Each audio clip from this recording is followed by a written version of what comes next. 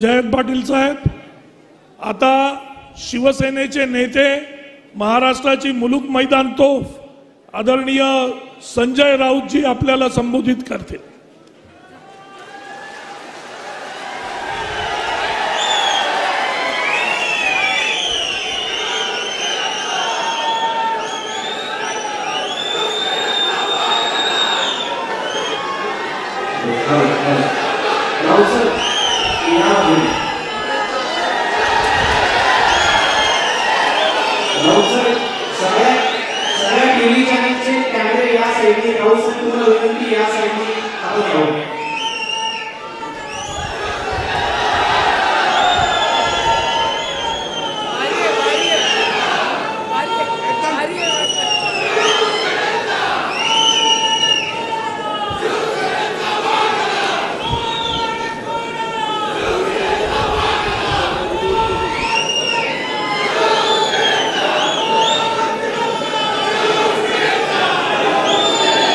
व्यासपीठावरील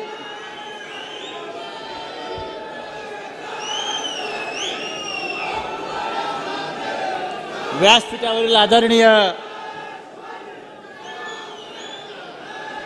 राहुल गांधीजी,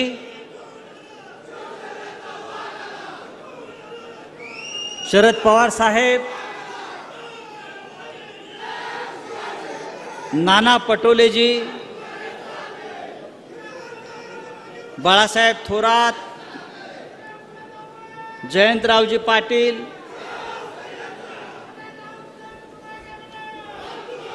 यशोमती ठाकूर आणि मंचावरील शिवसेनेचे महाविकास आघाडीचे सर्व प्रमुख नेते, उपस्थित शेतकरी बंधू भगिनी, आपण राहुल गांधी यांच्या स्वागतासाठी जमलेलो आहोत। राहुल गांधी हे आपल्या सगळ्यांचे नेते आहेत।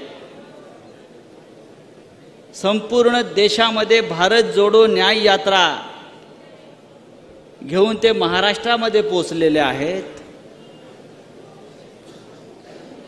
मी स्वतः त्यांच्याबरोबर काश्मीरमध्ये चाललो भारत जोडो यात्रेत, आणि खरंच मला असं वाटलं की हा नेता देश जोडण्यासाठी, माणसांची मन जोडण्यासाठी या देशामध्ये चालतो आहे। मला आठवतंय, इंदिरा गांधी होत्या आपल्या, आणि इंदिरा गांधी जेव्हा देशामध्ये राजकारण करत होत्या तेव्हा एक घोषणा आम्ही सगळेच देत होतो, इंदिरा गांधी आई है, नई रोशनी लाई है। आज तीच नवी रोशनी घेऊन, नवा प्रकाश घेऊन या देशात आणि महाराष्ट्रामध्ये राहुल गांधी आलेले आहेत। आपण त्यांचं स्वागत केलं पाहिजे।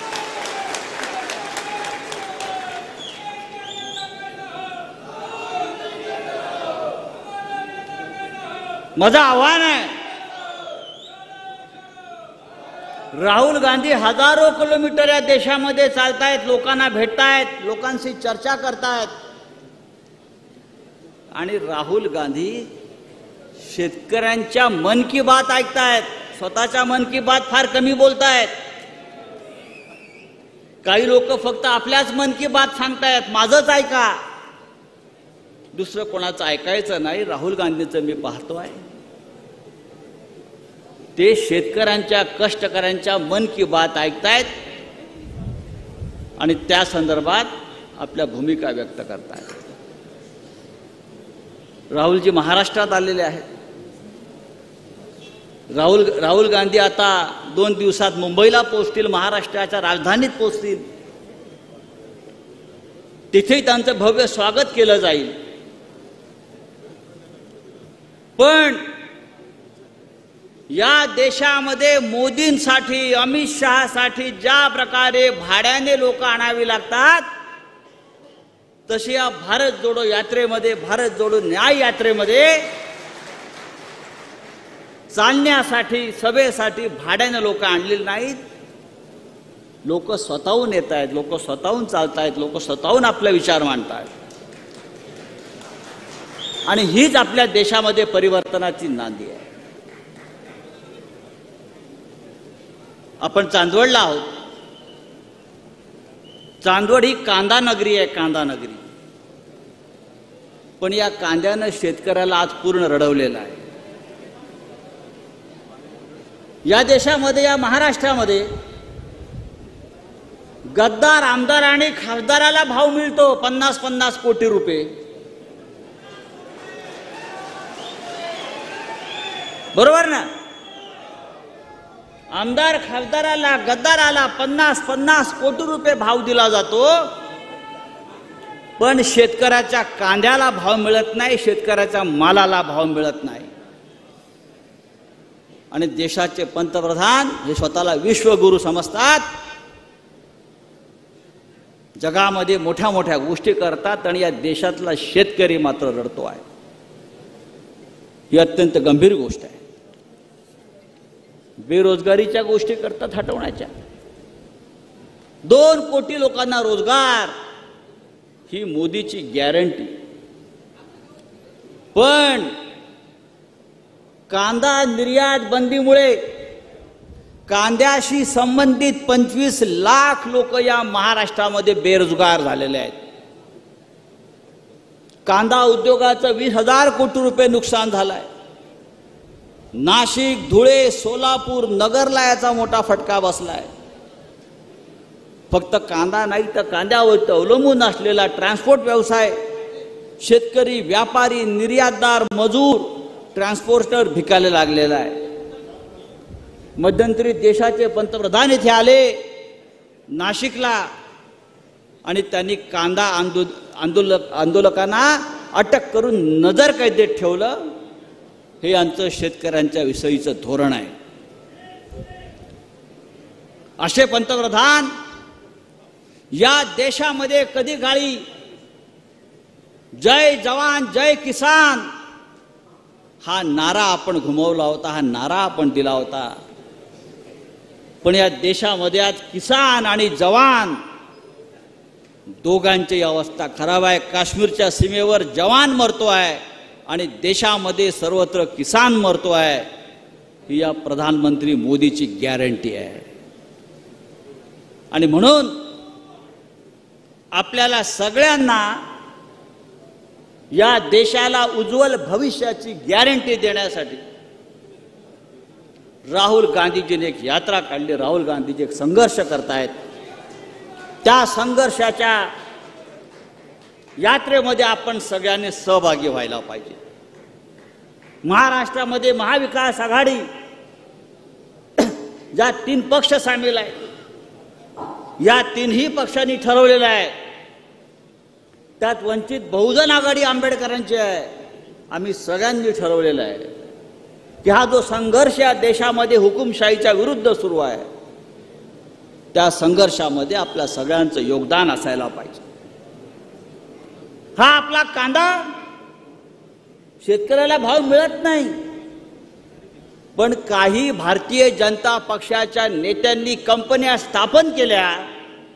त्या कंपन्यांचं मूळ गुजरातमध्ये आहे. आमचा कांदा खरेदी करायचा आणि गुजरातच्या माध्यमातून चढ्या किमतीनं विकायचा, अशा प्रकारचा गुजरात पॅटर्न या कांद्याच्या बाबतीमध्ये सुरू आहे.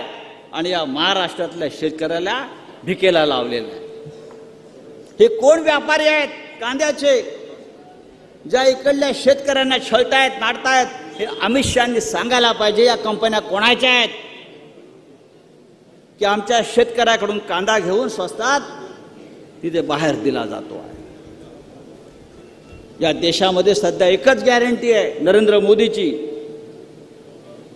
ती म्हणजे फक्त आम्हीच खाऊ, शेतकऱ्याला खाऊ देणार नाही. शेतकऱ्याचा चुली पेटू देणार नाही. शेतकऱ्यांच्या मुलाबाळांना रोजगार मिळू देणार नाही.